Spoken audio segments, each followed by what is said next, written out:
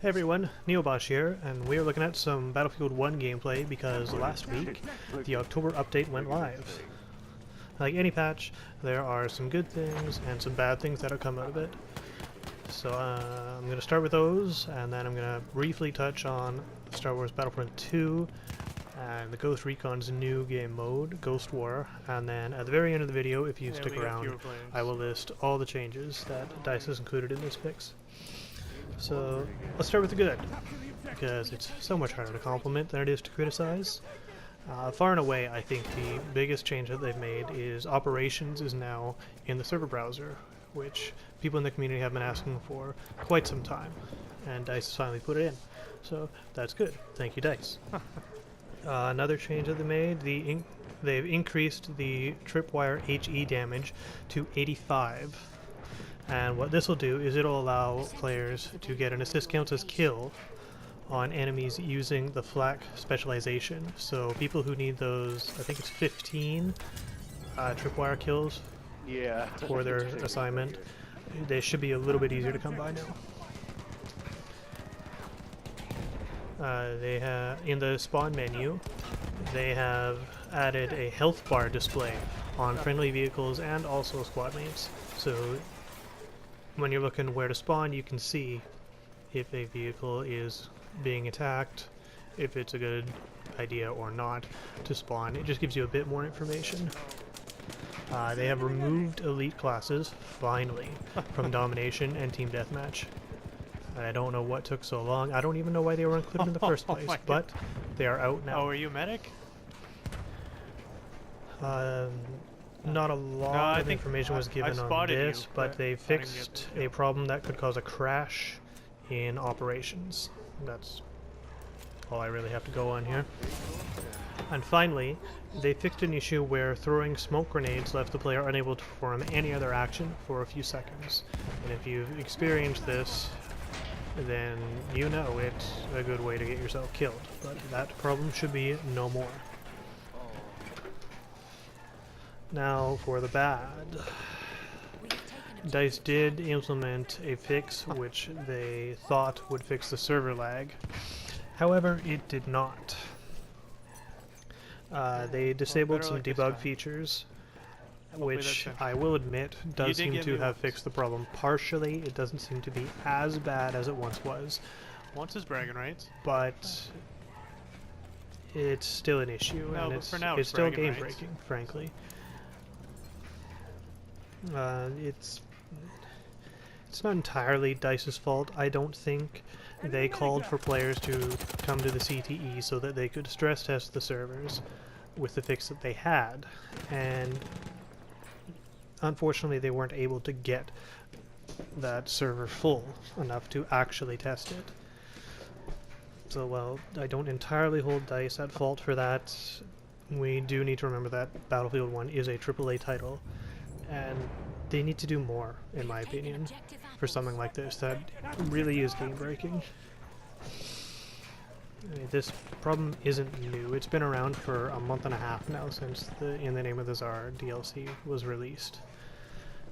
And I don't know, maybe they need to offer some incentive to players to actually play in the CTE.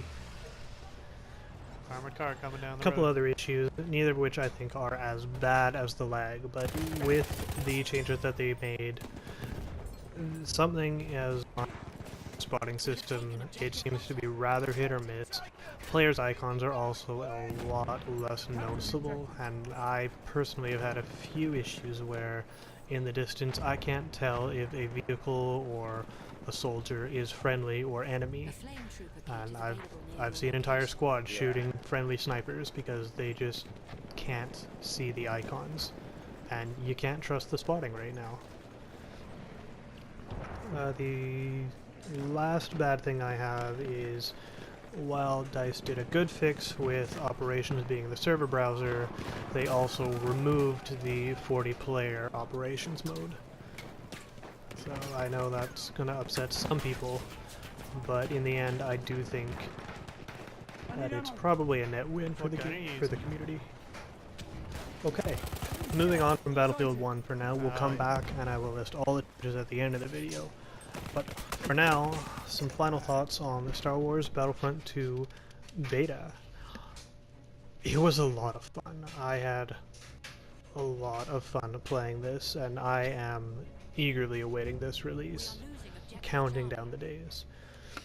After some initial apprehension with the new flying system for Starfighter Assault, which for me it was mostly a button mapping problem, I could probably have changed that in the menus, but I stuck with it and I actually really like it now.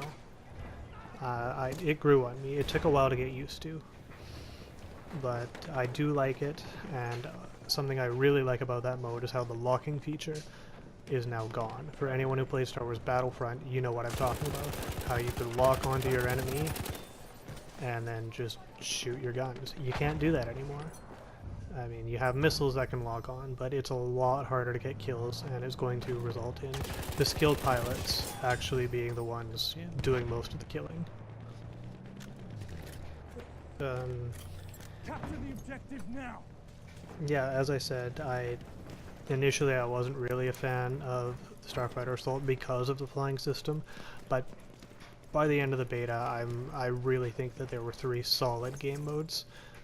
Galactic Assault, Strike, and Starfighter Assault, the 3 that we got to test, and Arcade, which honestly that wasn't my cup of tea, but I'm really looking forward to the new maps and the variety that they'll provide, especially on Strike and Galactic Assault, where supposedly the objectives will change to mirror the actual movie stories, so that's pretty cool.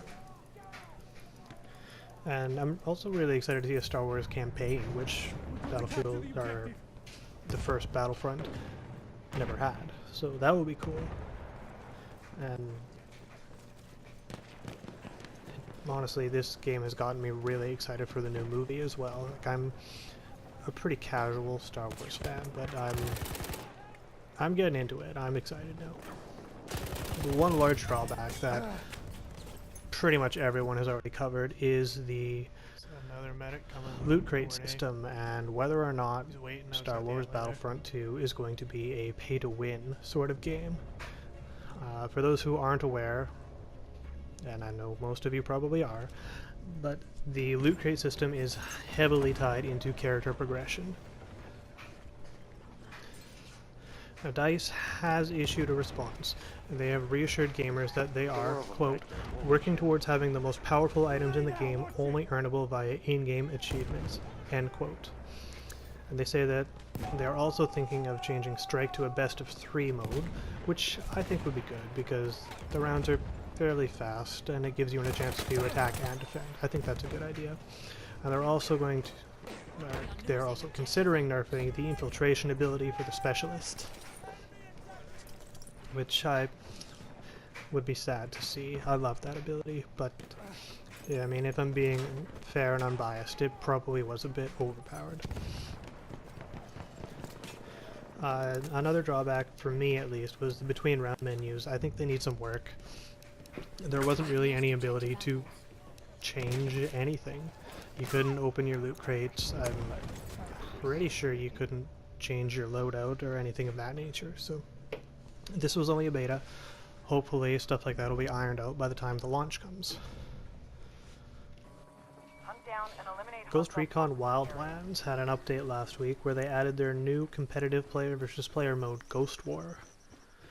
Now, the mode's pretty straightforward. You start out as a rank 1 recruit, and as you progress you're unable to unlock new classes such as a ranger, scout, or point man, and you also can unlock new abilities, like the ability to be informed instantly when you're unmarked, or health regeneration, not face suppression, those types of things.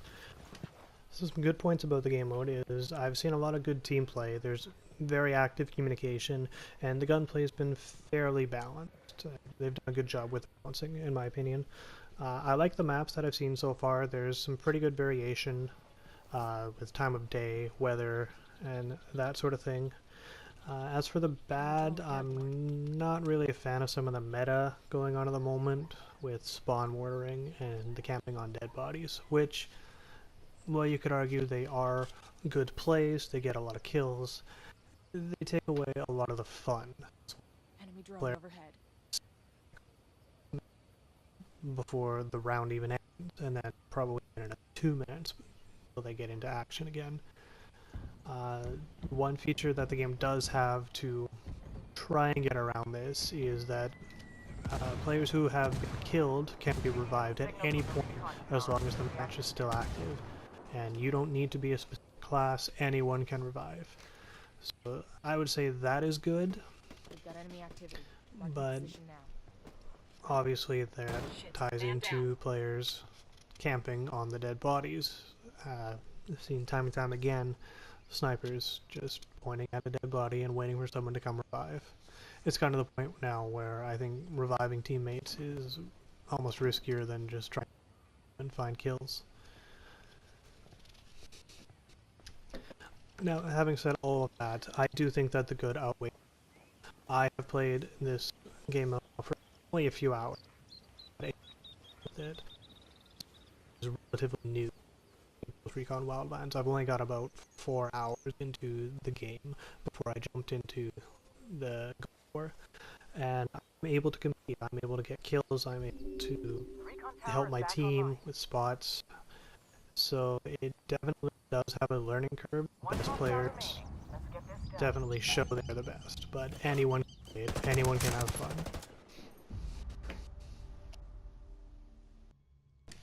Moving back to Battlefield 1 now, I'm going to go through all the changes that have been made to the game in the October update. Some of them will be repeats, and I'm reading from cue cards. So, a lot of changes. Let's go through them.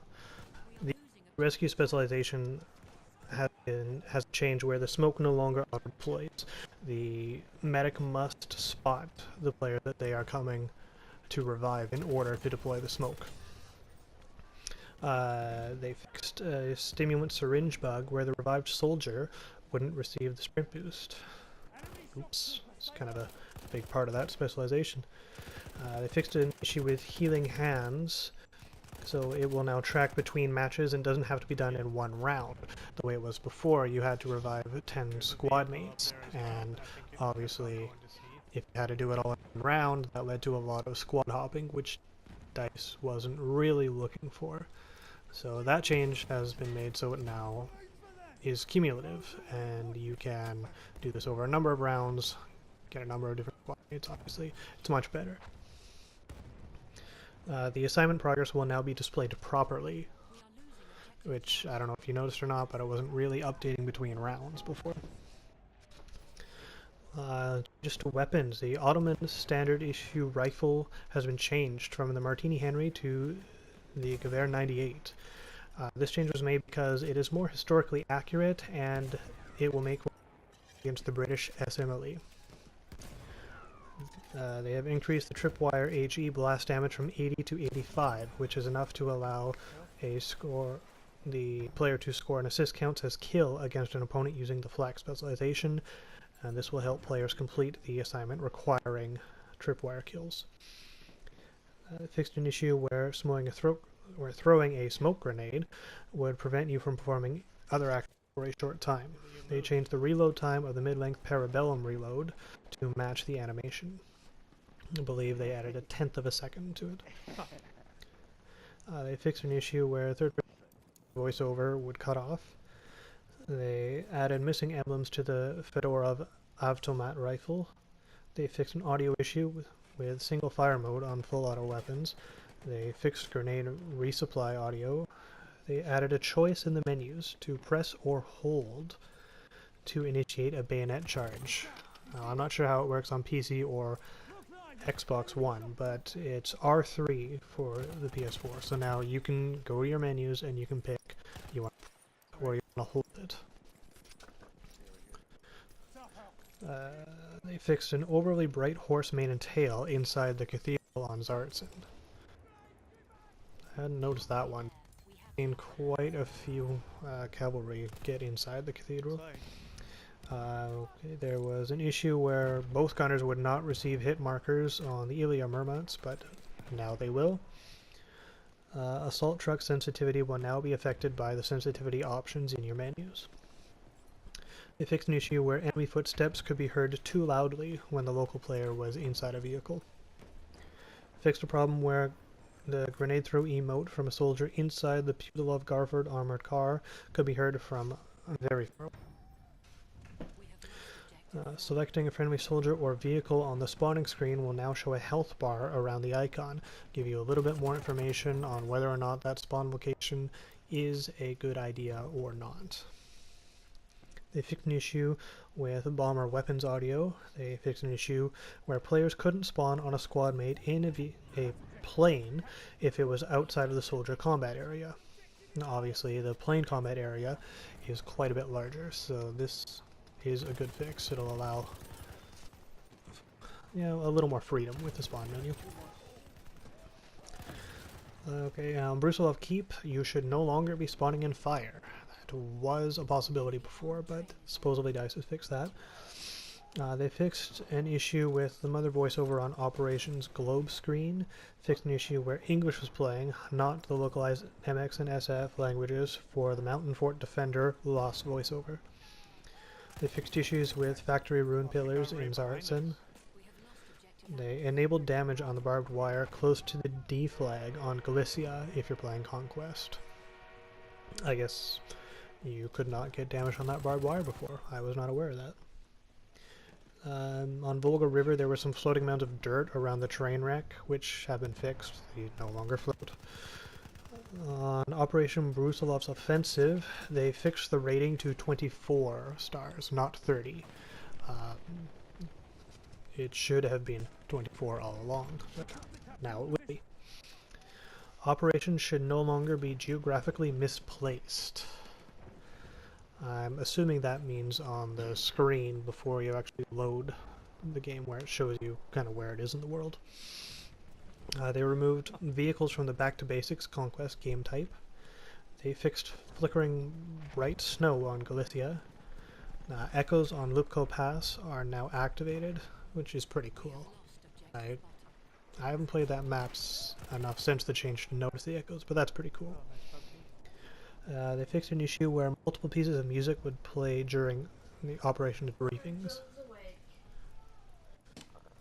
As I stated before, they've removed elite classes from Domination and Team Deathmatch. They updated the Red Tide Operation Transition voiceover for localized languages. They fixed an issue where players could change to the enemy team while playing front lines during a match. Additional Russian self-voiced overs. Fixed a red background in Operation Red Tide. You were over that round will no longer play unless the match is close enough that the winning team could potentially change. The fixed where the end of music not play in front lines, or sorry, the pre-end of round music would not play in front lines if players were contesting a flag. They removed and near the French spawn. They also fixed her in operations. Yeah, it was good advice. They're playing on players' heads. The motion blur set to 0% in your menus is now off, whereas you may have expected before it was not. Now it is, and there's also a toggle to chromatic aberration, and that's also in your video option menu. For those who did not notice the addition of chromatic aberration or motion blur before, I myself was one of them. When I turned both of these things off, definitely noticed an improvement.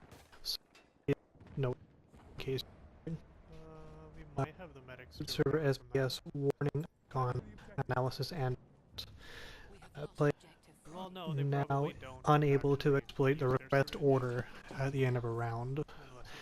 This was a bug where at the end of a round you could request order and round end,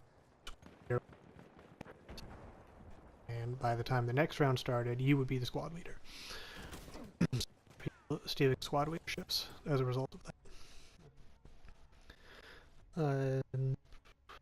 Ranks are now displayed on leaderboards in password protected servers.